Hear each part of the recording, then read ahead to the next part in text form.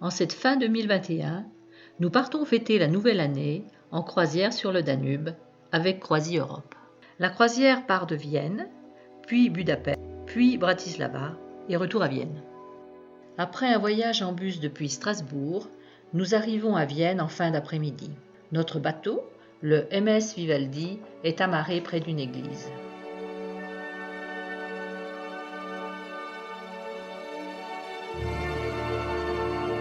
Nous embarquons et prenons possession de notre cabine, avant d'aller au bar où a lieu la présentation de l'équipage.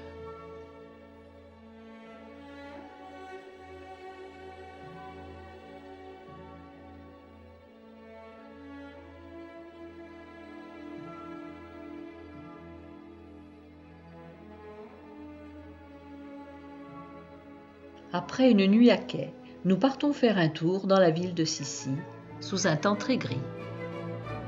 La construction de la cathédrale Saint-Étienne, de style gothique, a débuté en 1137 et fut achevée en 1263, après avoir subi un incendie en 1258. Le maître-autel est un chef-d'œuvre du baroque primitif, constitué de marbre et de pierre. Il a pour thème la lapidation de Saint-Étienne et est couronné d'une statue de l'Immaculée Conception. La cathédrale fut bombardée en 1575 par les Ottomans, puis en 1805 par Napoléon et enfin par les Alliés à la fin de la Seconde Guerre mondiale.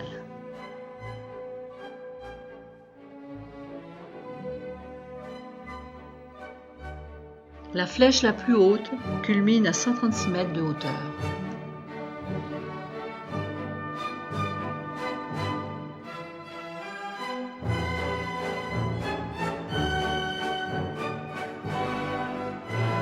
Nous faisons un petit tour du centre-ville en calèche.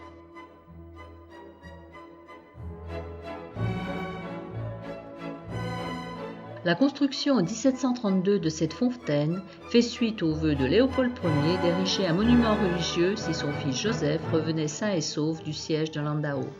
Ouvert en 1876, le Café Central devient à la fin du XIXe siècle l'un des hauts lieux de la scène intellectuelle viennoise. Il est fréquenté par de célèbres clients tels que Freud et Trotsky. L'église Saint-Pierre est une église baroque construite dès 1701 à l'emplacement d'une église ancienne.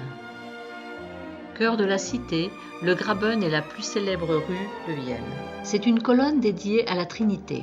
Érigé après l'épidémie de la Grande Peste de 1679, ce mémorial baroque est l'une des œuvres sculpturales les plus importantes de la ville. Le palais impérial de la Hofburg fut la résidence de la plupart des dirigeants de l'Autriche, notamment des Habsbourg. Ce sont eux qui transformèrent au cours de leur longue période de règne une petite forteresse du XIIIe siècle en un immense et magnifique palais. Il comporte 2600 pièces. C'est désormais le siège de la présidence de la République autrichienne. Il abrite également des musées.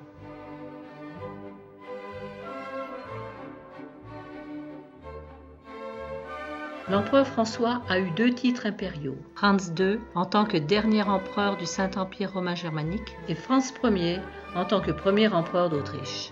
Érigé en 1846, sa statue le représente en empereur romain. François-Eugène de Savoie, né en 1663 à Paris, est un officier au service de la monarchie autrichienne, devenu commandant en chef des armées du Saint-Empire romain germanique. Fils aîné de François de Lorraine et de Marie-Thérèse d'Autriche, Joseph II régna de 1765 à 1790.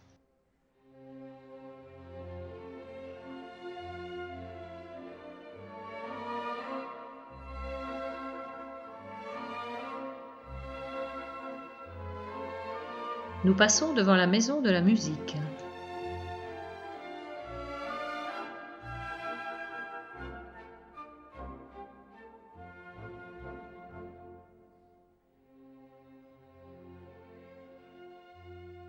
Comme il ne fait pas très beau et très chaud, nous décidons de mettre fin à la visite.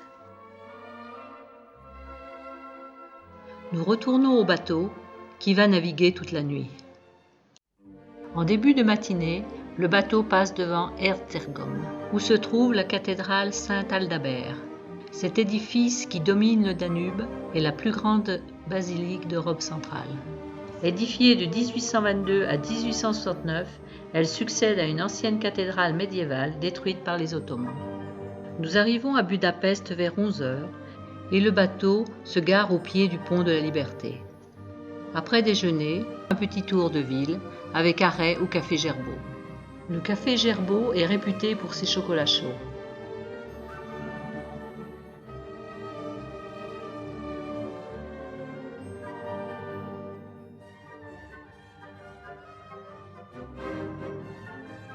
Le bâtiment principal de l'université est un édifice néo-Renaissance qui exerça la fonction de bâtiment de l'octroi de 1874 à 1940. Nous retournons à notre bateau où nous passerons la nuit à quai. Après le petit déjeuner, nous partons en ville vers 9h30. Il fait très beau. Le pont de la Liberté a été construit entre 1894 et 1896 à l'occasion des festivités du millénaire de 1896. Il a été inauguré par l'empereur François-Joseph. L'hôtel Gellert fut construit dans le style sécession hongroise, qui est un courant de l'Art nouveau, entre 1912 et 1918. La première mention de sources médicinales date du XIIIe siècle. Mais ce sont les Ottomans qui édifièrent les thermes. La statue, haute de 14 mètres, se trouve en haut de la colline Gellert. Elle fut érigée en 1947 en mémoire de la libération de Budapest. Le pont Élisabeth est un pont suspendu construit entre 1961 et 1964 à un emplacement où le Danube est moins large. Le bazar du jardin du château est un édifice de plaisance construit entre 1875 et 1883 en contrebas du château de Buda. Le pont aux Chênes est un pont suspendu sur le Danube construit entre 1839 et 1849. Le Parlement est un vaste bâtiment construit entre 1885 et 1896. Depuis 1902, il est le siège de l'Assemblée nationale de Hongrie. Haut de 96 mètres, c'est un des plus grands parlements d'Europe avec 18 000 m². Sa façade est néo-gothique. Nous nous perdons dans les rues du centre-ville pour découvrir des édifices Art nouveau.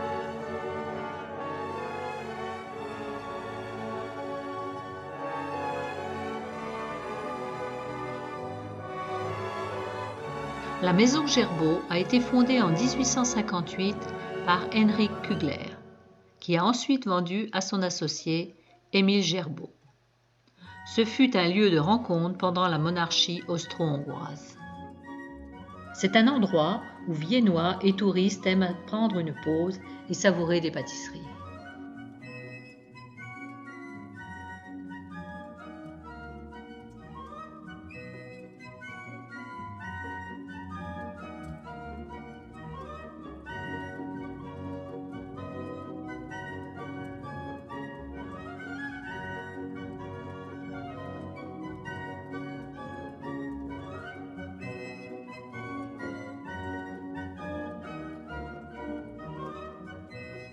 Le Parisis Udvar est incontestablement un des bâtiments majeurs de la Belle Époque. Il fut construit entre 1909 et 1913 et devait évoquer les galeries parisiennes. Transformé en hôtel de luxe par le groupe Hyatt, il est redevenu l'une des plus belles constructions du Budapest.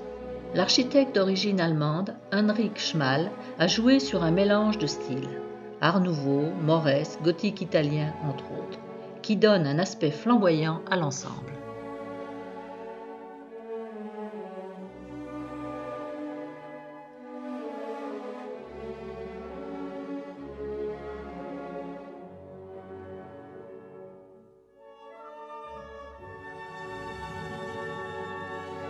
Nous arrivons à l'église de l'université. Il s'agit d'une des plus belles églises baroques de la ville. C'est la soirée du réveillon. À 18h45, le Vivaldi appareille pour naviguer en direction de Bratislava. Nous profitons d'une belle navigation dans Budapest illuminée.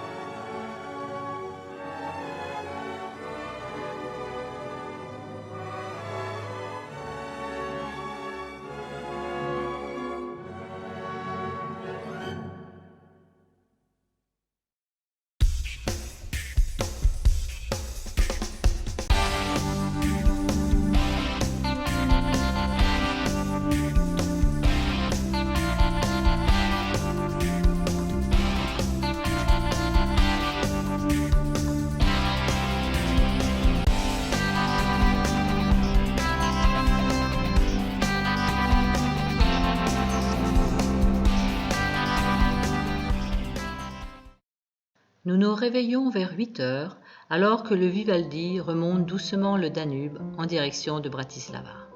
Le soleil se lève dans un ciel clair. Nous passons une impressionnante écluse.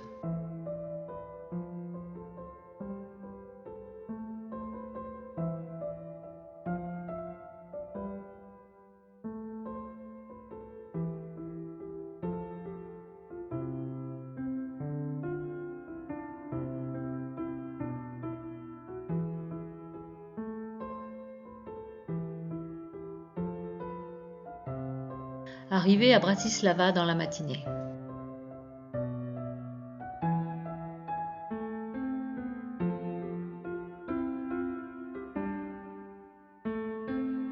Le nom de Bratislava date de 1919. Auparavant, la ville portait le nom de Pressburg. Construit en 1760, ce palais de style baroque tardif et rococo est la résidence du président de la République slovaque. Nous commençons notre visite en montant au château. Situé juste derrière le château, le Parlement slovaque. Dominant la ville, l'emblématique château de Bratislava fut le siège de la royauté hongroise. Il fut remodelé au cours des siècles. En 1811, un incendie détruisit le château et sa reconstruction fut seulement entreprise en 1953. Sa construction remonte au Xe siècle. La tour du couronnement au sud-ouest du palais fut construite au XIIIe siècle. Durant le règne de Sigismond de Luxembourg, 1387-1487, le château fut reconstruit en style gothique.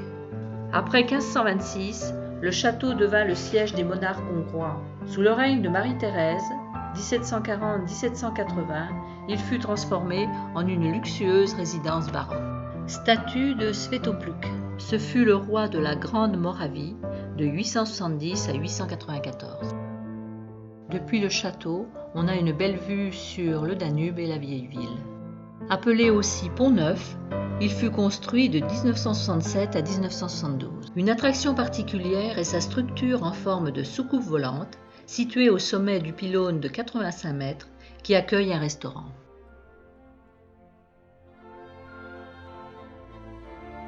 La visite se continue par la découverte de la ville basse.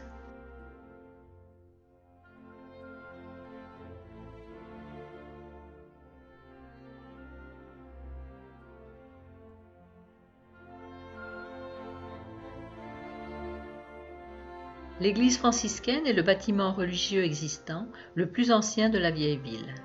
Elle a été consacrée en 1297. Deux chapelles et un monastère franciscain du XIVe siècle sont adjacents à l'église.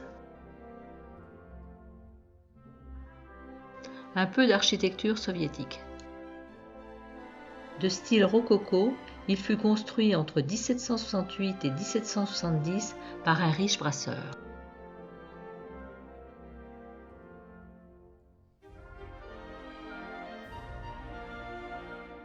De style néoclassique, ce palais fut bâti en 1781 à la gloire de József Batthyány, primat de Hongrie. Richement décoré, c'est un joyau architectural de la Slovaquie.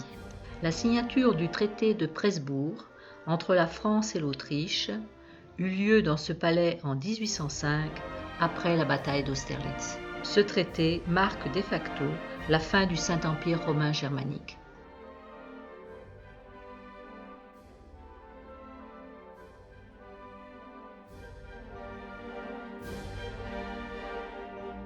Entre la place du Primat et la place principale se trouve l'ancien hôtel de ville et sa cour intérieure.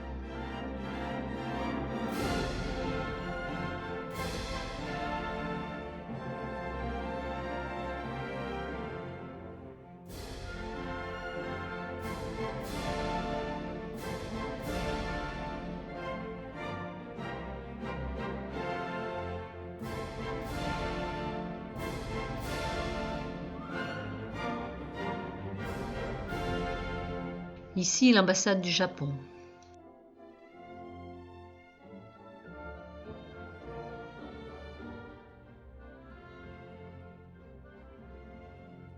Adjacent à l'ancien hôtel de ville, le palais a été acheté par la ville en 1867.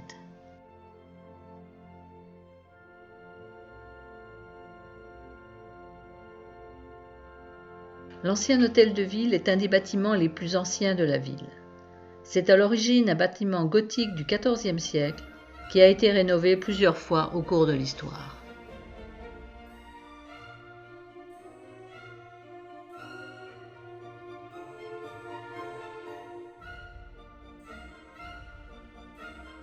Parfois appelée fontaine de Maximilien, cette fontaine fut construite en 1572 sur ordre de l'empereur Maximilien II, roi de Hongrie. Elle est surmontée d'une statue de l'empereur Maximilien, représentée en chevalier en armure.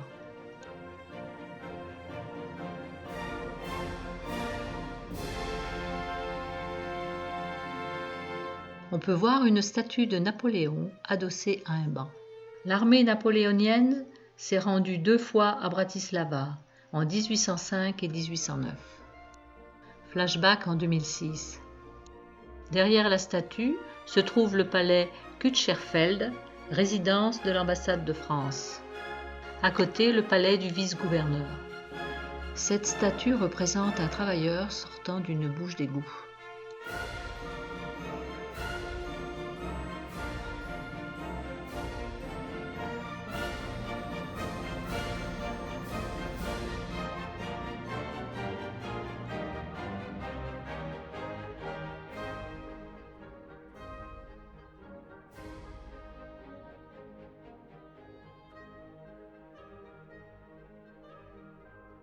Cette cathédrale catholique de style gothique a été construite au XIVe et XVe siècle. Le sommet de la tour représente la couronne de Saint-Étienne. La cathédrale est devenue l'église du couronnement des souverains du royaume de Hongrie en 1563.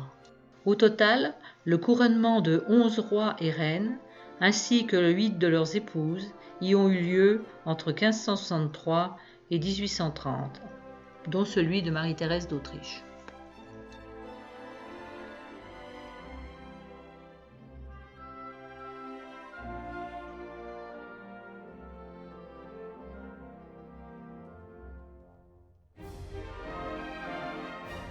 Ce seront nos dernières images de Bratislava pendant que le MS Vivaldi appareille pour nous ramener à Vienne durant la nuit.